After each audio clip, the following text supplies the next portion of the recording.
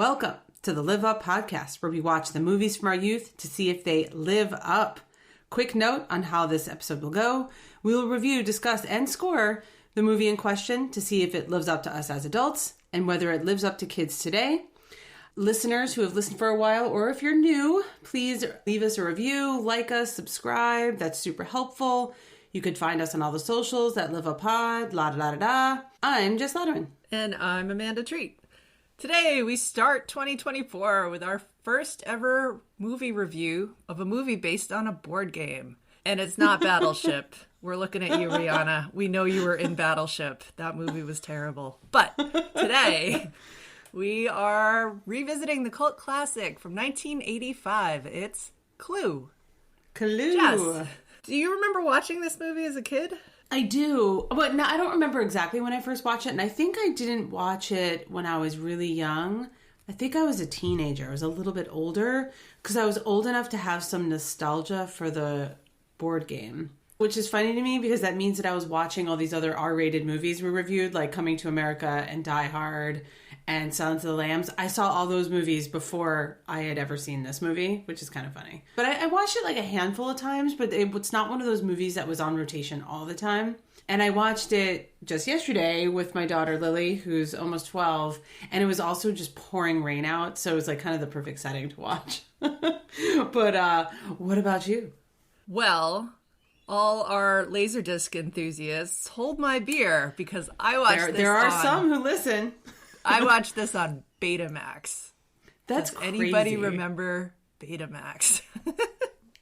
No. Was Betamax around in 1985? It came out around or probably a little bit after VHS cassettes. So we all had VCRs when we were kids in the 80s and 90s until DVD players came along. But my dad went for the competitor, which was Betamax. There was a whole separate size of cassettes. Yeah, different I remember players. I just remember that we had to go to the weird video store to get the beta tapes, and it was like this little. I wonder what became of that that store. Yeah, I think like the whole back third of it was probably like pornography or something, like the adult section. And they had like 2 shelves of beta tapes, and we probably rented all of them because it was really, really hard to find Betamax tapes. But my dad had invested in a Betamax projector. And right around that same time, my parents put this addition onto their house, and one of the rooms had cathedral ceilings, didn't have any furniture in it. So we used to have all the kids in the neighborhood over with like, bring your sleeping bag. And we would lie on the floor and he would project the movies on the ceiling. So it was kind of awesome. Yeah. That's how I watched Clue. I watched it on the ceiling from a Betamax projector. Does your dad still have it? Probably. Like, I bet if we dig into the basement deep enough, I bet it's still down there. But I don't think we actually owned any Betamax tapes the same way. You know, like everyone had like the Disney clamshells, the VHS right. tapes, or like you tape things off a TV and it was all VHS. But I can't remember owning a single Betamax movie. Yeah. I feel like we probably rented this more than watched it on TV, now that I think about it, because I remember watching everything from start to finish. It's not like True Beverly Hills or like Overboard where I'd come in the middle or something. So I'm pretty sure we rented this too. I do want to mention that, so my husband Jeremy is a few years older than we are, and we were hanging out with some of his friends last night as well. And when talking about Clue, they all remember that when it was released into the theater, instead of the 3 endings you get to watch now when you watch it at home, you only got one of the endings. So I had no idea that was what they did. That was like this weird marketing thing they tried to do. And their thought was, oh, if people really like this, they'll go back and try to find a theater showing the other endings and watch it 3 times. But no one ended up doing that. So it wasn't a huge box office success, but everybody since loves it because you do get to watch the 3 endings back to back to back now, which is, I think, a lot more fun. You know, I didn't realize that that was the intention, that they had 3 different endings. But I think that even I remember as a kid, like I remembered there were multiple endings. So I think whenever you rented it, whether it's like the Betamax had all 3 endings. I think when they released it, when it came out of the theater and they moved it to either VHS or Betamax, Or probably Laserdisc. I'm sure there's Laserdisc versions of this out there too. I'm sure there are. Maybe I saw them and don't remember. But yeah, you get all 3 endings back to back to back, and they've given each ending a little card in between, like, it could have ended like this, or maybe it ended like that. But this is how it actually happened, and that wasn't in the theater at all. That got added when it was released on video. When I watched this yesterday, I knew that there were multiple endings, and I remembered the "This is how it really happens" ending, but I did not remember what the other 2 were. I was almost watching it fresh. I could remember the final ending, and okay, listeners, spoiler alert. Spoiler alert! 1985. We're going to go through all 3 of these endings. Yeah, if you want to be surprised, please stop the podcast now. This is a murder mystery. We're going to spoil it for you. I definitely remember the final 2 endings, and I don't know why I remembered the Mrs. Peacock one, but something about that stuck with me. Like, I remember there was one where they went all in on her being the crazy murderer. It is, yeah.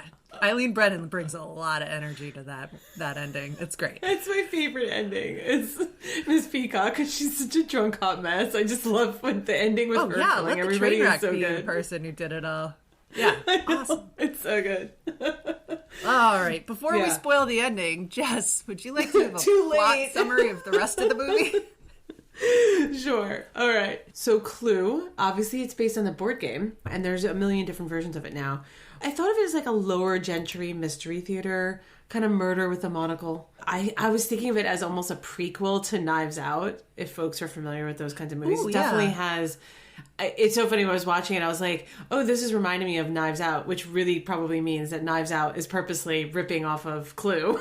And the reason why it reminded me of Knives Out is that basically you invite a bunch of shitty rich people to a fancy location and watch them all turn on each other. And the help always gets killed first. It's like it's a rule. So that's... class warfare, but not in the direction we like.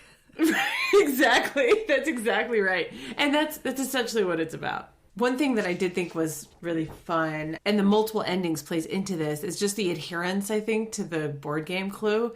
I know that sounds really weird, but you have obviously all the character names, like we're saying Miss Peacock, and there's Miss Scarlet, Professor Plum, and all that. But you also have all the murder weapons that are the same from the game.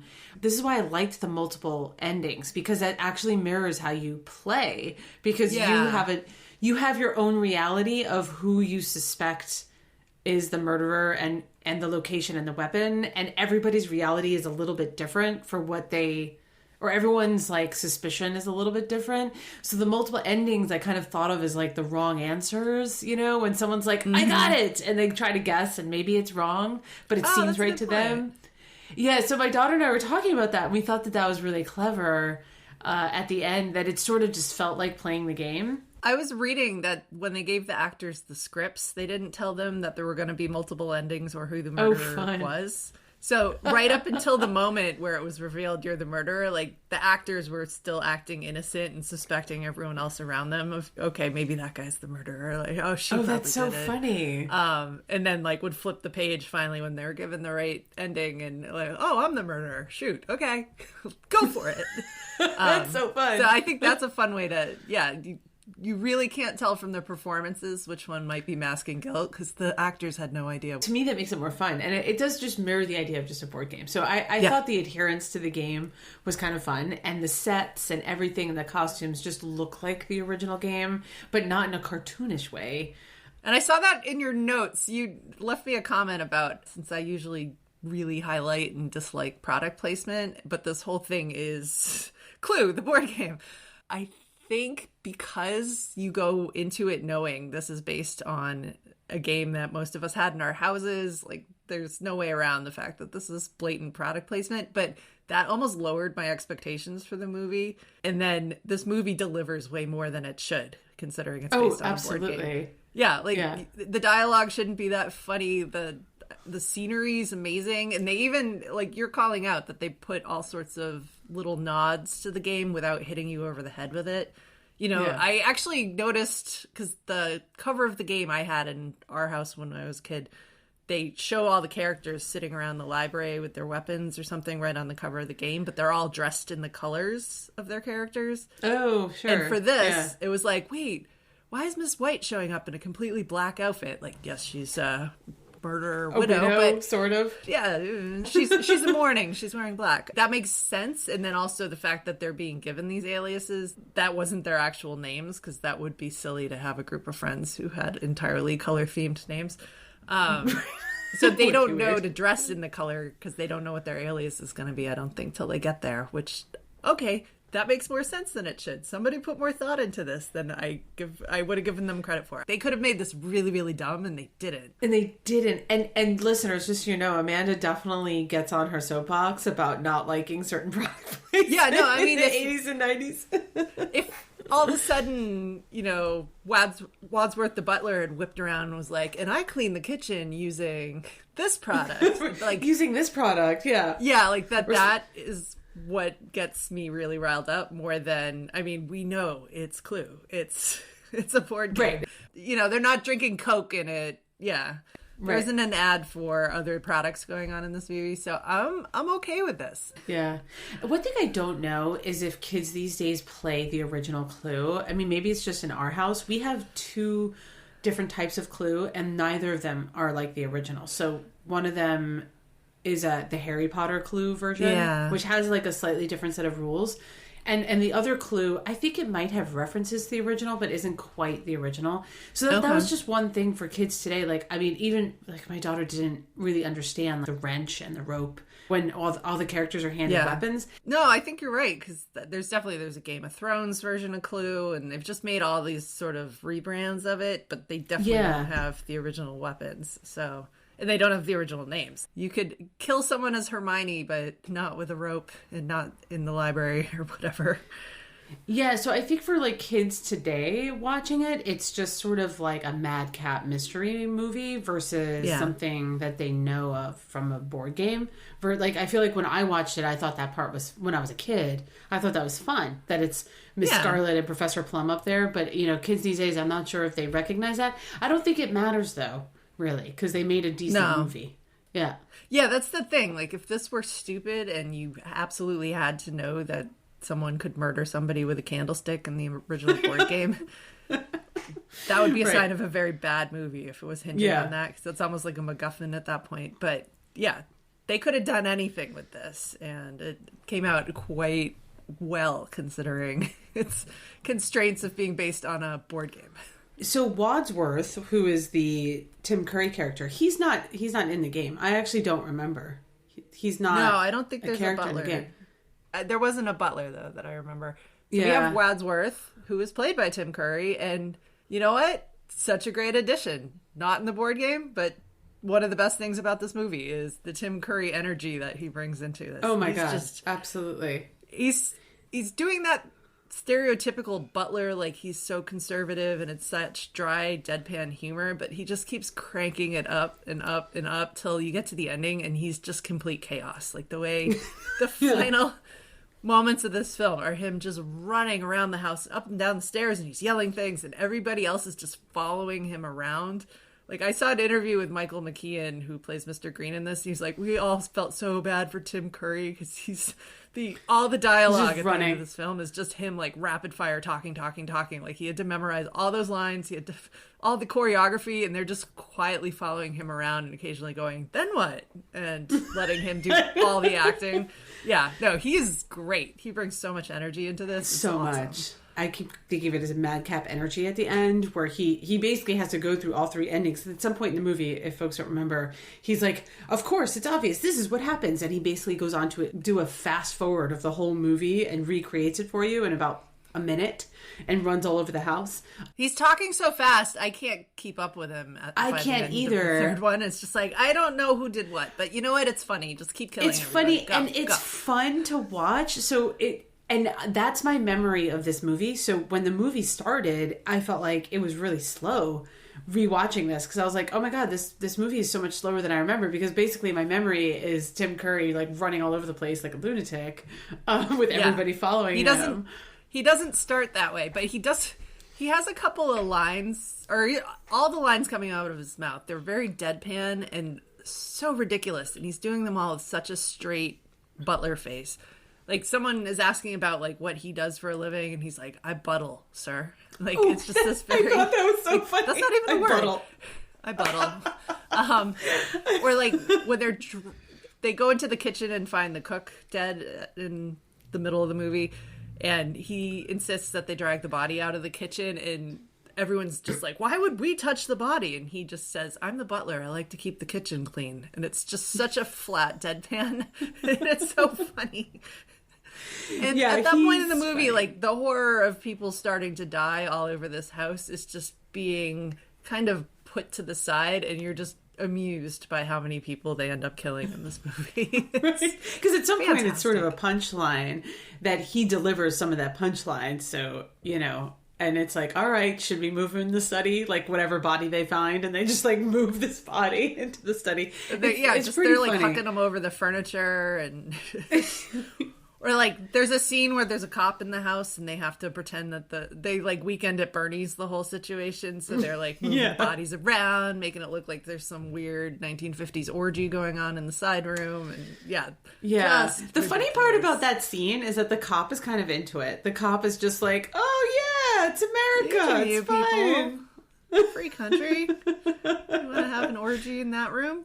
Yeah, whatever. There's nothing wrong here. Yeah. Just don't let that guy drive home drunk. Sometimes I do get confused between Clue and Rocky Horror, which is another movie that takes place in a creepy house in the rain, random motorists, people die, and Tim Curry is just complete chaos in that one too. There's certain lines when the motorist shows up and asks to use the phone that I immediately thought, okay, no, Brad says that in the Rocky Horror Picture Show. Right? Like, hi, I caught you at home. Can I use your phone?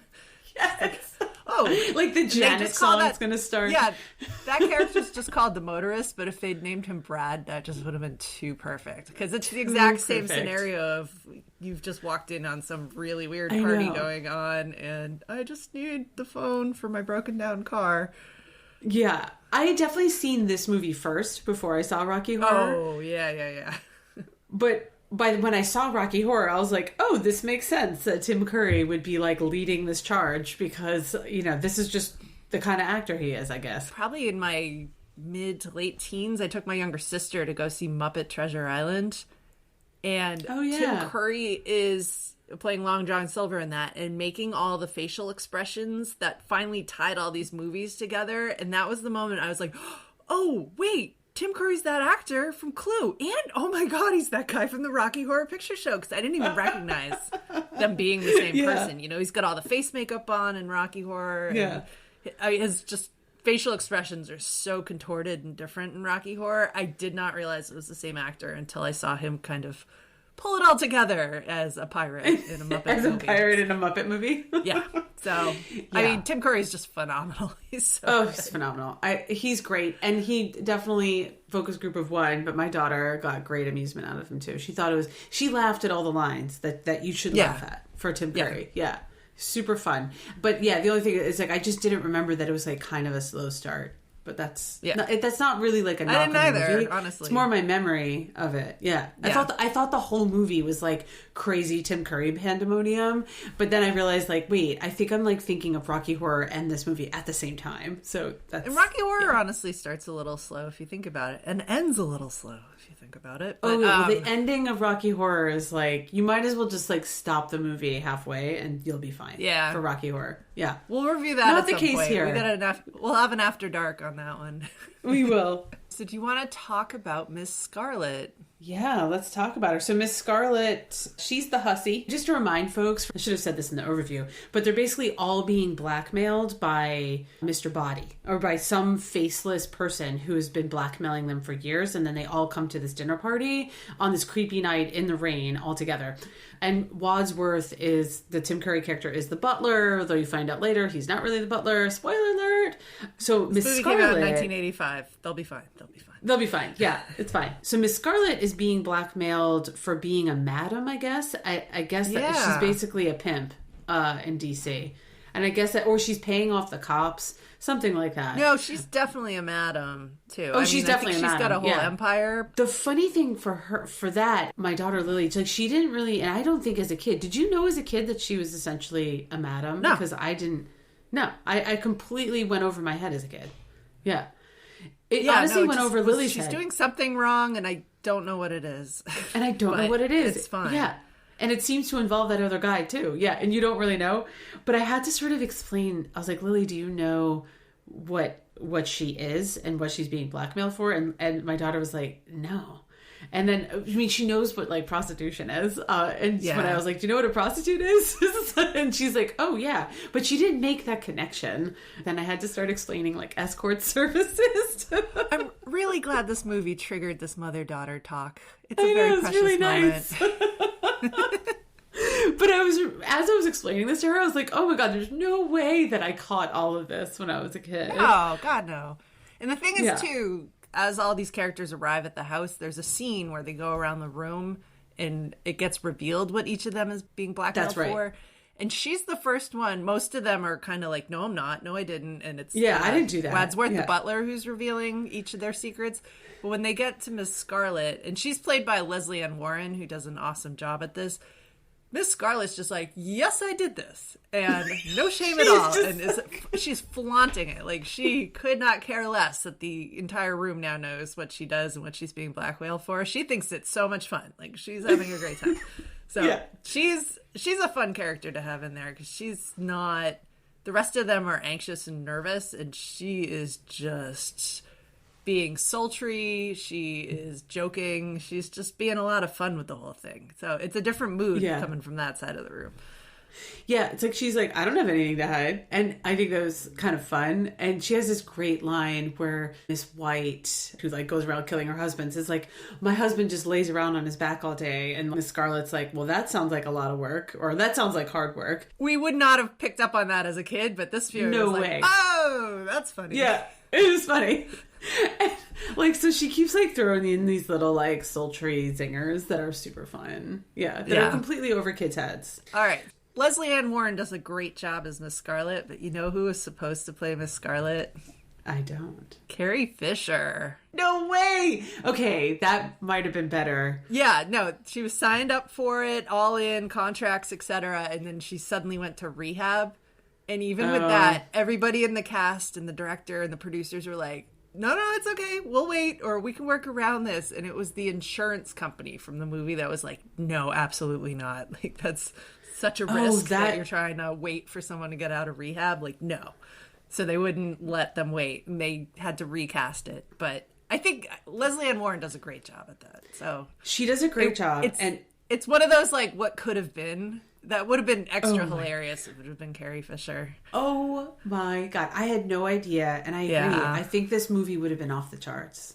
If she was Miss Scarlet. Because she's... Oh my God. I don't know if... Like, everyone remembers, obviously, she's Princess Leia. But do you remember how funny she is in When Harry Met Sally? She is one of the funniest things in that movie. She's perfection. Yeah. She's outperforming Meg Ryan. She is... toe-to-toe with Bruno Kirby and Billy Crystal. Like, she is so funny in that movie. So, yeah, I think she would have really brought some energy. I'm about to go to rehab energy into this movie. She would have been so good in this. It would have been good. So, yeah, we can put that on our... we're starting to slowly accumulate a list of like, it was great the way it is, but when we find out that Angelica Houston was almost in Beetlejuice, we think about what could have been, and what could have been. That would have been awesome. I think in this case, it would have been a different type of cult hit, though, if she was in there. Because, I mean, 100% chance she would have crushed this role. Oh, yeah, absolutely. But no regrets. This is still a really funny character. A lot of energy. She gets her own... One of the endings is sort of devoted to Miss Scarlet. And I thought that one was extremely funny because they have this running gag where they can't count the amount of bullets. Oh, that's right. And they keep holding this gun up to each other like, I'm gonna shoot. Like, no, you're out of bullets because you have this many and this many and that many bullets. No, we shot that many and that many and that. And they can't do the math on it. And they're pretty sure there's no bullets in it. And then right at the end, of course, Wadsworth the butler fires it off, not expecting it to go off, and shoots the chandelier down again. So... You also get the fun line, he gets to yell, "Scarlet, I don't give a damn," at the end of that version. I love that. She's getting arrested. Oh, that's right. She's getting arrested, and as they're taking her away, she says some quip to him, and Wadsworth, Tim Curry, is just Gotta go Gone with the Wind with that line. That's good. Yep. I thought she was good. I liked her ending that she's the one that murdered people. That's the first ending. That was fun. Yeah. But we should probably go through the other colored characters we have here. Who's next, Amanda? Let's go Mustard, yellow here. So we've got Colonel Mustard, played by Martin Mull. The first one to show up at the house, and we think there's a couple of reasons he's being blackmailed. He's not totally clear, because he won't admit to any of it. You picked up on it, that he may or may not be a client of Miss Scarlet's, and he may or may not be selling war secrets or military weapons. I don't even know. They don't really say what he's being accused of, but it's bad enough he's paying the blackmailer. Yeah, I mean, you're led to believe it's because he's a client of Miss Scarlet, and then at one of the endings, it comes out, I think the last ending, that he was basically selling war secrets or some sort of like weaponry to someone he wasn't supposed to, and that's why he killed the motorist, because the motorist used to work for him. Yeah.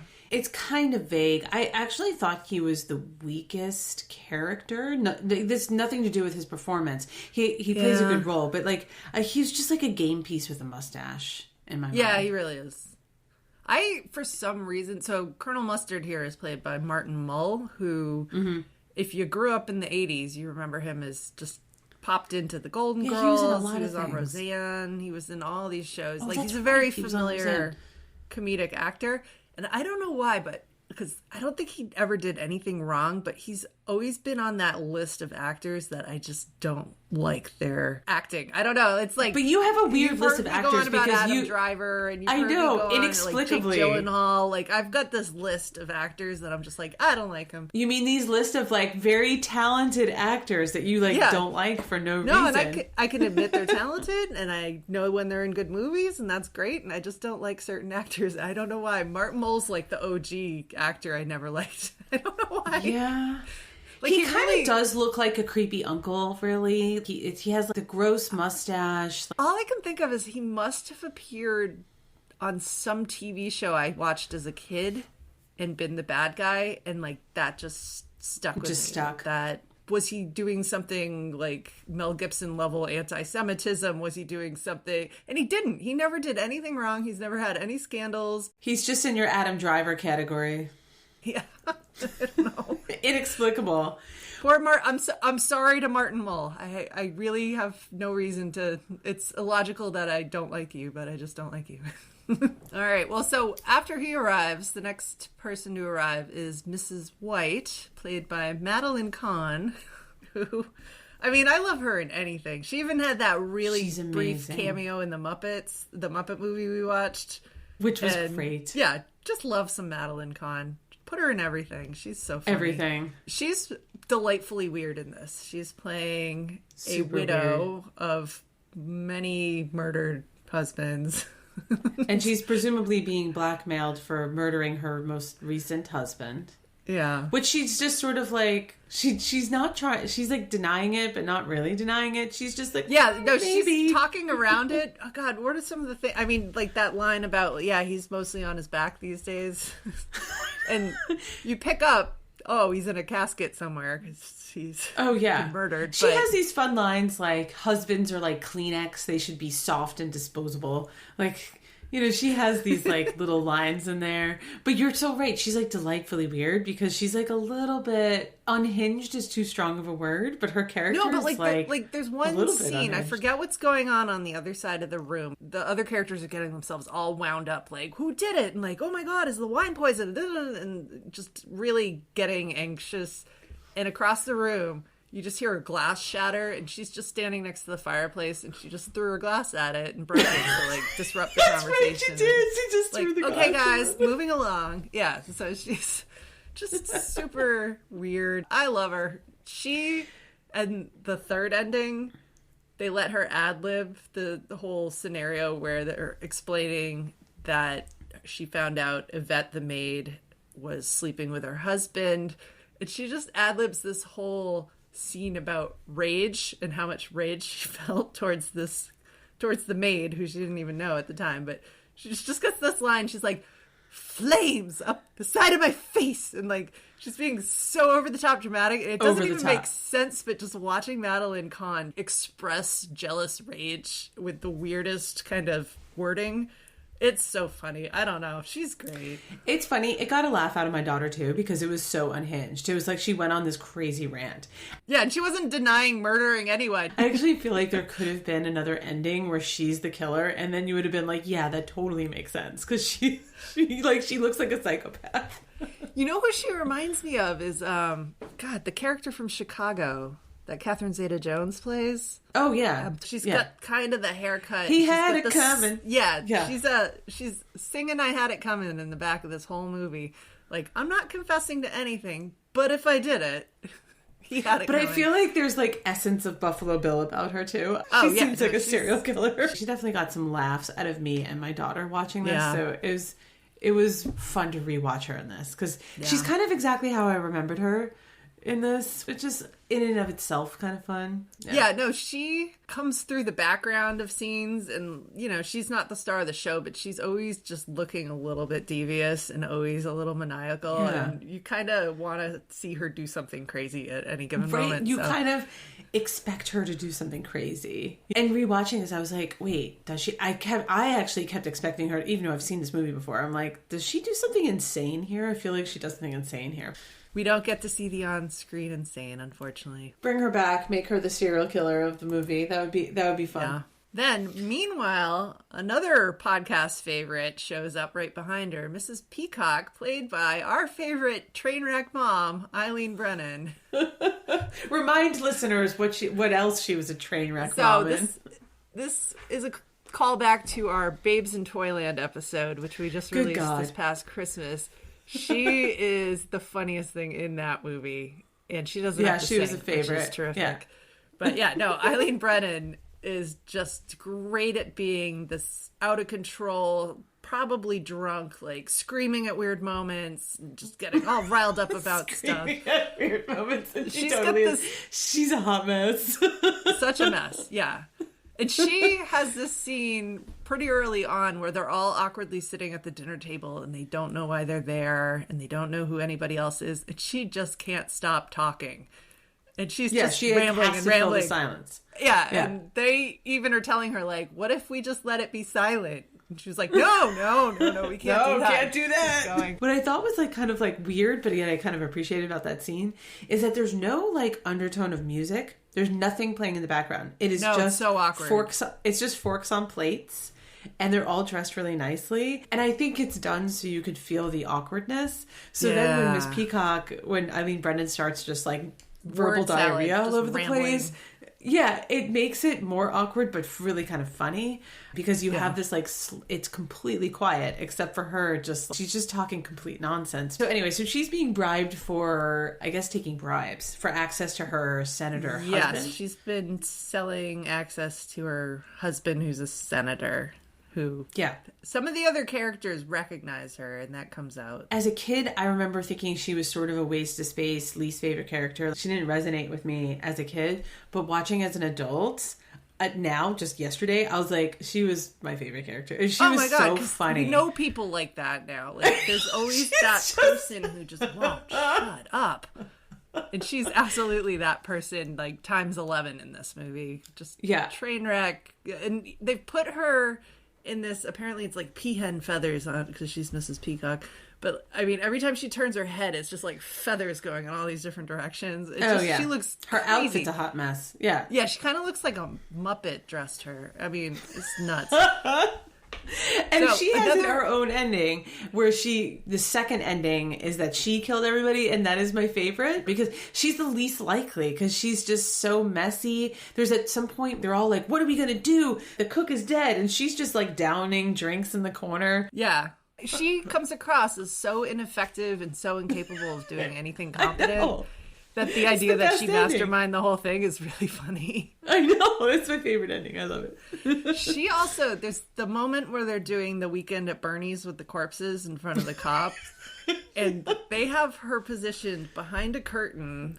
And then she's sticking her arms through the dead cook's armpits. Oh, that's right. Yeah. And pretending to make out with one of the other characters, and just the ick look on her face as she's trapped behind this curtain with a corpse sandwich between her and the other person. Like, she's just cringing to the extreme, and it's just so funny. I'm starting to... Eileen Brennan's just really growing on me, even though we've seen As we're talking. one really bad movie, and then now in Clue. Yeah, but she was kind of a highlight in Babes in Toyland, so that's fine. And I think that the whole Weekend at Bernie's thing was that gag still landed. It was still funny. Yeah. No, they took Weekend at Bernie's and made it so much ickier, and it was really funny. All right, then... I wouldn't have recognized him because he is so friggin' young, but Michael McKean shows up at the door playing Mr. Green. Yeah, so young. And I've most recently seen him in Better Call Saul. I know he's been in like everything. He's so different now. He's a great actor. And when he came on screen, I'm like, wait, is that... I almost did. I recognized him, yet I almost didn't. I'm like, is that just a young actor who looks like him? Because he's so young in this. He's like he's so crazy young. But at the same time, like I'd seen him in. Well, no, I probably hadn't seen Spinal Tap before I saw Clue. But he doesn't look anything like his character in Spinal Tap. Nothing in this movie. No. He's very prim and proper. He's got his glasses, and it's just super, super preppy. He looks nothing like his Spinal Tap character at all. Yeah, and he's being blackmailed for being, air quote, a homosexual. And it's like kind of weird, I have to say. And I wasn't just clutching my pearls as a fellow gay person, but it was dated. I actually had to explain to Lily, I was like, do you understand why he's being blackmailed? And she's like, no. Because he does the whole thing like, I'm a homosexual and I'm not ashamed. And Lily didn't get it because I guess it's like progress. She didn't understand that that's like a blackmailable thing. One thing we do need to consider is that this movie's not set in 1985. That's true, It's a specific date, actually. 1954. Is it? Yes, it's set on Wednesday, June 9th, 1954, because the cook is listening to the McCarthy hearings the kitchen. Yeah. It was the hearing where somebody finally had that outburst, like, have you no decency, and like kind of started to turn everything around at that. But yeah, leading up to that moment, it was, don't you dare get accused of being a socialist, a communist, and I think homosexual was in there too. Like that, that's get completely blacklisted from whatever career you were in. You'd be like an outcast. So I did in my notes as we were watching this, because it's like, oh, Mrs. White just killed a lot of husbands, and like, he's stealing military secrets, and she's selling access to the government. And then we get to him, and I just wrote, Green is gay. That's it. Like, right, that's it. So, yeah, and that's something for younger viewers that they wouldn't... I mean, I guess that if they're old enough to understand, like, oh, this is set in another time. But, like, it just almost goes over their heads. She didn't really get it. Yeah. So it's kind of funny. That takes some studying of the McCarthy era, which, right? Honestly, I know. My high school, they got us through, like, World War II, and then it was suddenly finals week, and we had to rush all the way through the rest of everything else. History in, like, 1 week. Yeah. So we didn't spend much time on that. I don't think kids today are taught a lot about that. Yeah. But yeah, he's playing it pretty straight for a gay guy. Like he kind of is. He's the most fervently, I didn't do anything kind of. He's got some funny lines, but like they're not, he really is the straight man with all these chaotic characters going on around him. And I mean that in like he's the Seinfeld to everyone else's like Kramer and Elaine and George. Oh yeah, there's a lot of Kramers and Elaines. Yeah, I did see a comment from Michael McKean. So when they sat down to start filming this together, the director made them all watch His Girl Friday. Have you seen that movie? It's like I think I did, but a long time ago. Fast-paced journalism murder mystery from I don't know what year that came out. So they all watched that together so that the director could say to them, basically, this is the pace we're going. It's going to be fast and getting faster, faster, faster. And the concept is it's a screwball noir. I love that descriptor. Yeah. After reading the description of, okay, this is what the director told them, this is how we're filming it, Michael McKean said we were all on the same page as to the level of farce we were doing. Comedy is comedy, but farce is what happens on the worst day of your life. And I thought that was a really good description, too, because for all of these characters, going into this house and everybody getting murdered. Like, this is the worst day of their life. And they're literally pretty like much. running through a door, running up the stairs, crashing into each other on the stairs. And there's another body, and there's it just, yeah. It's so ridiculous over the top, but also with these very high stakes of people are just being murdered left and right. And I thought Michael McKean nailed the tone of that with that quote. That's very much what this movie is for me. I still felt like it was slightly cringed, his last line, where he basically, in the third ending, the what really happened ending, when he's like the FBI agent, and, you know, at some point, like, J. Edgar Hoover calls, which, by the way, you have to, like, explain to younger people who that is. And he's like, that call was for me, and he's from the FBI, and he basically is like, arrest all these assholes. And he's like, I'm going home to sleep with my wife. And it is just a little cringe at that point. He needs to say he's not gay, but...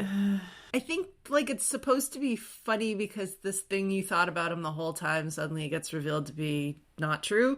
Right, but we've right. just done so much unpacking of everybody's reveals and everybody's secrets that one just didn't have any consequence compared to, like, oh, she murdered this guy because of that, and she murdered the maid because of this. And that for him to be like, actually, I'm straight, that level of reveal just fell really flat at that point. I think you're totally right, because the stakes were just so low. Yeah. So that was like kind of a slightly cringe part, but I enjoyed seeing him in this because I like seeing him in so many other things that he's done since this. So it was kind of fun to watch him young doing this. Yeah. God, we're old. And speaking of young, also, three-peat, we think, for the podcast. We have Christopher Lloyd in this movie playing Professor Plum. Yeah, because we've done Who Framed Roger Rabbit. We've done Addams Family. And so this is his third appearance. And there will be more, because we have not done Back to the Future yet. But we have not. Oh, yes, we will. Yeah, that has to be a future episode. Actually, speaking of Back to the Future, someone online had suggested the crossover between these two movies, because if Doc from Back to the Future was in, I think Back to the Future set in right around the same time. It's like 1954. It was that movie came out in 1985 as well. This movie came in 85, but it goes back to the 50s, remember? It does go back to 1955. So and close. You have young Christopher Lloyd. So maybe before he ended up having all these, it sounds like he's an abusive psychiatrist too, or like he's sexually abusing patients. Yeah, he's basically blackmailed. He's ickier in this movie than any other place. He's the slime ball in this movie. His blackmail is that he's slept with a patient, or maybe multiple patients. Yeah. So the fan theory is before he did that, he helped Marty get back to his present time, and then he turned into a creepy psychiatrist. I love it. Yeah, they're all it's all the same timeline. It's all the same timeline. Okay, that kind of tracks. He looks a lot younger in this movie than he does in Back to the Future, and it's made at the same time. I mean, it's the crazy hair maybe in Back to the Future, but he looks like he's 70 years old or something in that, and then this, he looks his actual age. Yeah. And a few years after this, he'll be doing Who Framed Roger Rabbit, and we both thought he looked like he was 90 in that. I mean, he looks so practically a ghost. Rabbit. I love the idea of it being the same timeline. It's kind of funny. Yeah. Doc was a little creepy, but he is a doctor. Right. Which is kind of the theme for this character, Professor Plum, is that like he's like a doctor, but like a really terrible, slimy one. I think you and I had a similar reaction. That it is very hard to watch Christopher Lloyd be a pervert because he's played so many lovable characters throughout our childhood. And you put a note in, the second he arrives at the house with Miss Scarlet, he puts his hand on her ass and she whips around like she's going to punch him. But yeah, you just, I don't know. You don't usually see Christopher Lloyd being that character. I'm like, Doc, what are you doing? Yeah. Yeah, it was like unnecessary cringe. But he's also potentially a murderer here, so, you know, we've got to give him unlikable qualities. And in the final ending, he basically murdered who he thinks is Mr. Body. Because, is that who he murdered at the end? Or did he murder the telegram girl? Oh, no, he murdered the telegram girl. Who used to be his patient. Yeah. Right. But he tried to murder. There's a murder for everybody in the final ending. He's like, Mr. Body's dead, but he's like not dead. So he's also like a bad doctor, which I think is just sort of like kind of a comedic kind of thing for this. Yeah. So there's a ton of other characters in this movie. Most of them end up as corpses. Because they're the help. That's why. I do want to call out. So they have this actor named Lee Ving, that's his actual name, is the guy playing Mr. Body. And they've said since they literally cast him. He's a perfectly fine actor. You know, he kind of comes across like a little bit slimy. I don't recall seeing Lee Ving in anything else, but they picked him because they wanted the joke, Mr. Body will be leaving soon. Oh my God. So literally his name got him that part. Like they just thought it was so silly that they could be able to say Mr. Body will be leaving soon. And just if listeners don't remember, Mr. Body is pretending to be the main mastermind, but he's actually the butler, and he gets killed. Yeah, I think he is the blackmailer in some of the endings, or maybe in some of the endings. But in the final ending, Mr. Wadsworth is the blackmailer, and Mr. Body was his butler. Yes. In one of the three endings. Yeah. I have to say, there's like, I was confused, and if you asked me to like just recite the plot of all three of the endings, I would probably get it wrong. But I feel like that's almost beside the point because it was still kind of fun to go through the craziness. Tim Curry rattles them off so fast that it is really hard to keep the three strands straight. Let's do the body count though. So there's Mr. Body, there's the cook, there's the maid, there's the motorist. There's the cop, police officer, and then there's the singing telegram. Yeah. I think I went out of order there, but that's essentially the body count. Yeah. Yeah. Okay, I did go out of order. Yeah. Yeah, so there's one for each of them with one hero at the end. That's right. There's one for each of them. When they choose to do it that way. Now, the first ending that shows chronologically on when you get all three of the endings is a combo of Miss Scarlet and the maid doing it all. Oh, that's right. Which they're doing it together. An interesting twist because the maid becomes a victim, but for her to kill the first half of the people and then have herself get murdered and then have the murderer kill the rest of the people. Yeah, just kind of a fun twist. I don't know. You could be a victim and a murderer. We're equal opportunity here. Everyone gets involved. The thing with like going through all the characters, all of them collectively together, like basically the cast is really good. I mean, there's such good talent here, and they're acting crazy, they're acting unhinged, they're acting creepy. Miss Peacock is just the drunk hot mess, and then collectively they have this like great energy, and especially at the end when they're just like running back and forth. When Wadsworth is like, and then this happened, and then he runs to the kitchen, and then this happened, and they find all the secret passageways, and da-da-da-da. It kind of all is additive together. So each individual character you could pick apart, but it's really just like the combination of all of them that are kind of fun. And they're pacing together and the mood of all of them being together, because in the beginning, when Mr. Body gets killed, they're genuinely terrified. There's someone among them is a murderer. And as more bodies start piling up in the lounge, they get so nonchalant about the murders by the end of it. Like that so final casual shot where they open the door and they see the telegram girl's just been shot dead on the front stoop, and they're just like, oh, okay, shut the door. Moving on. Tim Curry has a great line, because they basically do exactly as you said, and he's like, this is getting serious. But he doesn't say it in a serious way at all. Like, it's just like, oh, is it the sixth body that means it's getting serious? This might put it over. This might put it over. And he basically says it with an eye roll. Like, it's so casual at this point. Like, gotta lug another body into the study. It's kind of funny. Yeah, and I remember even as a kid that it hits such a pace by that point, and they've gone through, like, the cop gets murdered, people are running around the house, and you just see the front door open, and the telegram girl starts singing, and then you just hear, poof, and she's dead. Yeah. And it's very funny, considering it's a murder. And it's so funny. I remember even as a kid, funny. It just seemed so silly and irreverent at that point that, it made me laugh as a kid. So it's probably the funniest of the murders, just because at that point they're just going, fuck it, kill her. Fuck it. And the whole, like, I mean, haven't you busted out with, I am your singing telegram? Just, like, yeah, it's future Halloween costume, I think. Do you know who that is, by the way? That's the lead singer of the Go-Go's. No way. It is. So random. It's a very memorable little scene. Yeah. No, she's on screen for literally 5 seconds, gets shot, and then that's the end of that. But it's It's a funny death. I mean, I think this is where, like you were saying at the beginning, like a movie about a board game had no right to be this clever and this funny. It really didn't. And yeah, like you're basically making the murders get progressively funnier, but not stupid. I mean, that's kind of an interesting line to sort of draw there. Yeah. No, they really did a good job. And other things I didn't really notice as a kid, like everything is very connected to politics. You were mentioning like it's a very specific date from the McCarthy hearings.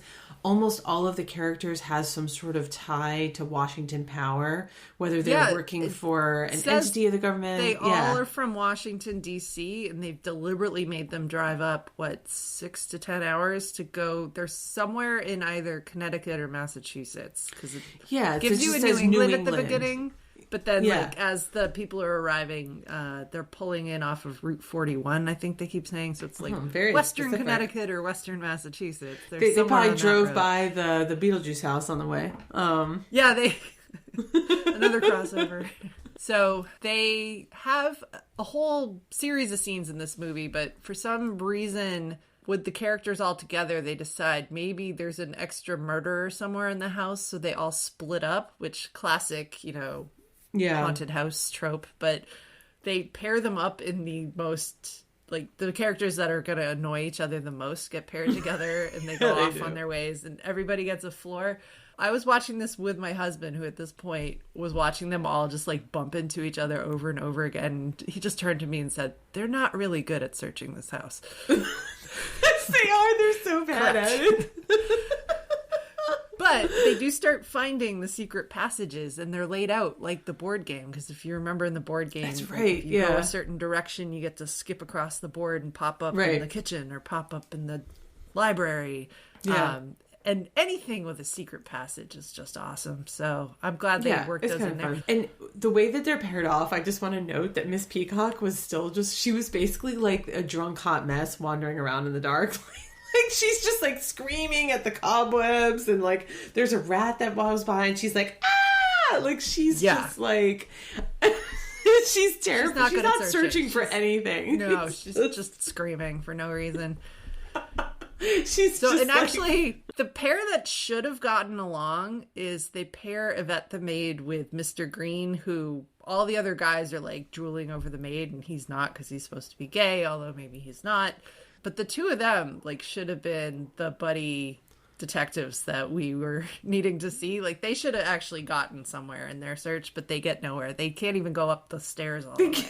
I actually thought that was really funny when they're at the bottom of the stairs and it's like the tightest staircase and neither one of them wants to go in front of the other because they're like, if I go in front, you could just kill me. And so they just have this standoff in the smallest of staircases. They're wedged together. And then I at this point turned to my husband and was like, did her boobs just get bigger? Like, how is that possible? Because she's squeezed so tightly. They're like she's squeezed like popping up out there. of the dress. Yeah, I know. My daughter noted. She's just like, you see a lot of chest in all of these costumes. Like she noticed at how booby it was. Yes, the women are wearing very sexual dresses. Even the train wreck one who's got feathers coming out of her head. Even the older women, like all of their boobs are hanging out all over the place. Yeah. And I was like, was this a style in the 50s? So Miss Scarlett, who's played by Leslie Ann Warren, that dress they stuck her in, she loved it, but she couldn't move in it because they had her in a corset that was so tight. And then at the end, they got all those scenes where they're running back and forth between the rooms. They had to give her a second dress that she could unzip as they were running and then zip it up really quickly so that they could continue the scene and make it look like it was the same dress. But she had a running dress for this movie. Do you have a final thought? So yeah, just all these devices seem to be working really well. Like you're moving so quickly and the pace is just picking up and the plot is escalating and the bodies count is getting higher and higher. And yeah, it's fun. I think they did a really good job turning a board game into a really good murder mystery. Yeah. Kudos, whoever had the weird idea to pitch this. Weird idea. I mean, we'll get to the kid rating, but Lily kind of liked it too. I asked her what she thought. And she's like, oh, I really liked it. And, she was in it. Like, when Tim Curry is doing his thing, and it's, like, the 3 endings, and he's running around. It was fun. Like, she was having fun watching it. And I was, too, rewatching it. So I think even though there's some cringe stuff a little bit, or that, like, you have to explain, like, who McCarthy is and, why you could be blackmailed for being gay kind of thing, it's still the general pace of it still lands. We sort of felt this way about Die Hard too. Like that movie had no right. We did, yeah. To be that should have been dumber. It should.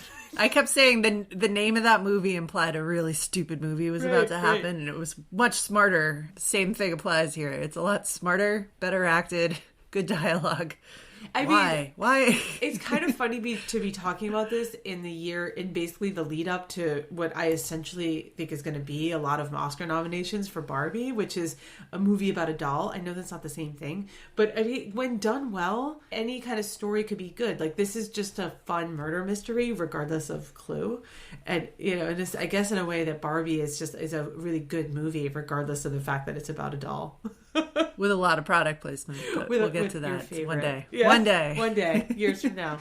Do we feel like we could rate this? I think we can, and just to remind new listeners, perhaps, we rate this first for adults and then for kids today on a scale of 1 to 10, 1 being garbage, 10 being Princess Bride. We do adults first. Typically, Amanda, I think you go first. Yeah.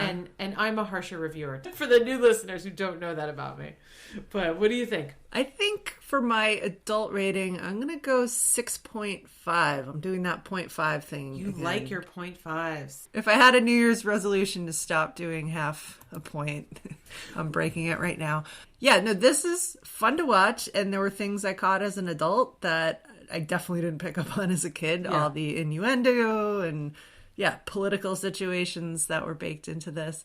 And it surprised me because it shouldn't be as funny as it is. And it shouldn't be as smart as it is because it's based on a board game. But here we are. So 6.5. I am going to uncharacteristically go above you. And I think I'm going to say 7.5.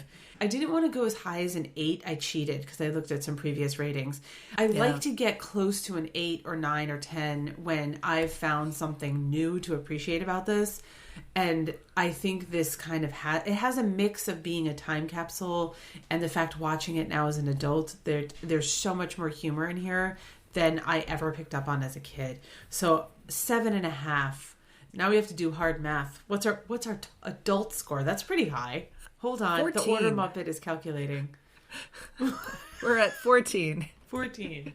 Next score is we rate it on the same scale, but we imagine like for kids today. I mean, we have a focus group of 1. I didn't watch this with my son. He kind of lost interest and ran outside. This could go young. I think young kids could watch this. I think teenagers could watch this. I don't think that there's anything inappropriate. You kind of might have to have a conversation about escort services, but whatever. It's fine. It's every young child needs to have that conversation with their mother at one point.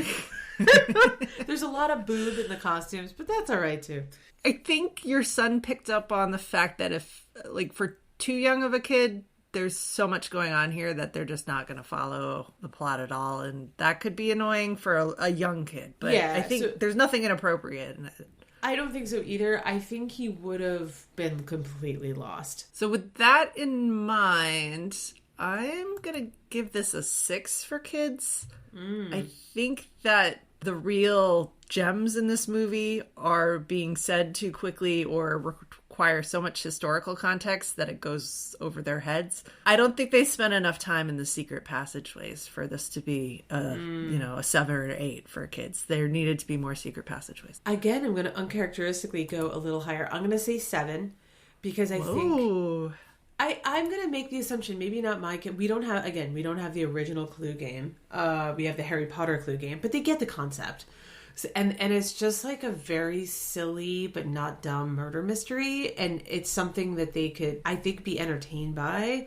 And yeah, you're totally right. I think it's not like at the Home Alone level of a 10 that we both gave because, it's not timeless in that way. There's still some things that are dated. So I don't think it gets to that level of a score.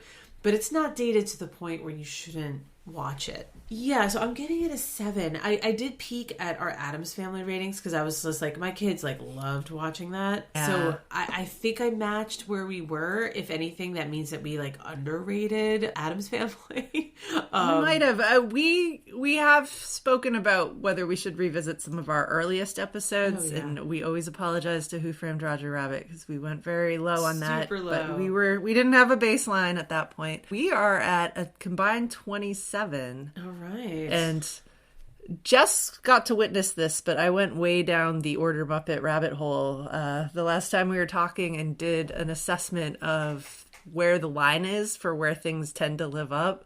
There's a certain number that if we hit that score, it usually is something that we vote lives up. What was that? I don't want to spoil that. You don't want to spoil that. Okay, so we're at a 27. I don't want to spoil that till after we vote, but Okay. I can see, I have a projection here because I can see where this number is compared to Wait, so the we line. should remind listeners, so it's not just the score, it's not about that. We also each have to agree whether it lives up in order for us to officially deem it living up as a podcast. And we've had split decisions before, which means that the podcast does not deem something living up. So it has to be unanimous. Does it live up, Amanda?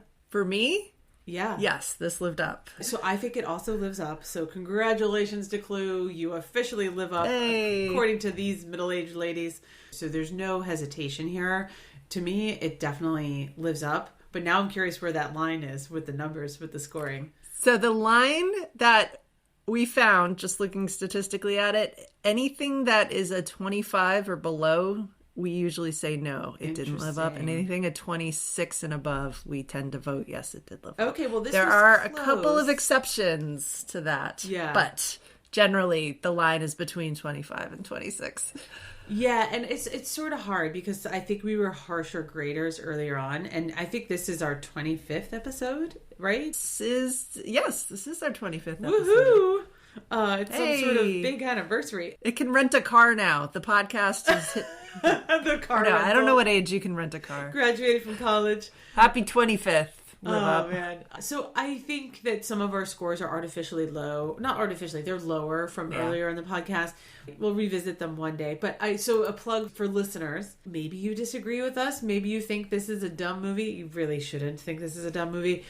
Or have some additional commentary. What did we miss? Come find us at LiveApod on all the socials, at liveapod@gmail. Leave the hate mail to yourself. That'll be for the next time we visit a Indiana Jones movie, which maybe we will do next time. Which could be coming soon. Could be coming soon. Thanks, everyone. All right. Well, Happy New Year.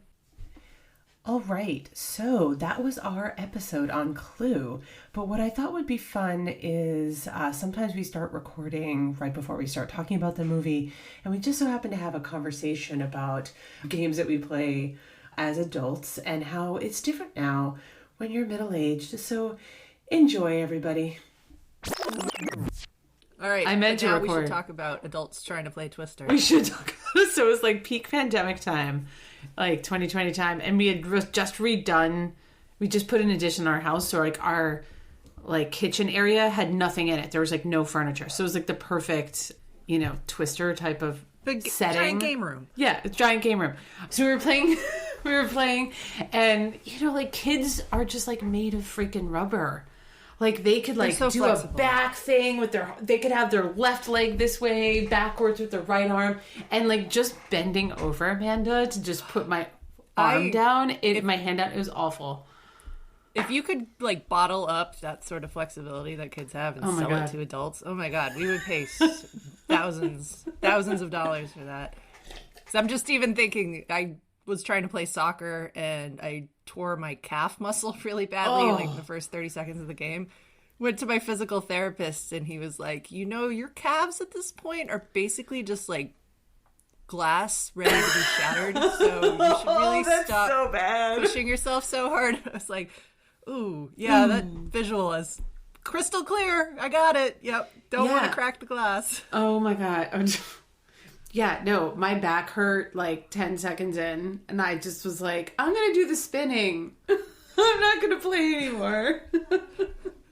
Elena could kind of still do it, but it's it's hard, and the blood rushes to your head. We're all heavier and less flexible now. Yeah. I have trouble doing a plank for more than a minute. I can't imagine then trying to put my right hand on red. And then yoga is exhausting. Yeah, but that's humbling.